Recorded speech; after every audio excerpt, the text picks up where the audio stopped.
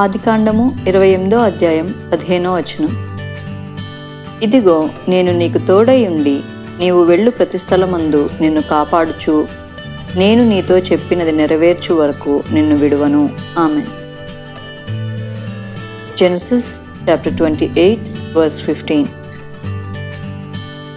I am with you and will watch over you wherever you go. I will not leave you until I have done what I have promised you. Amen.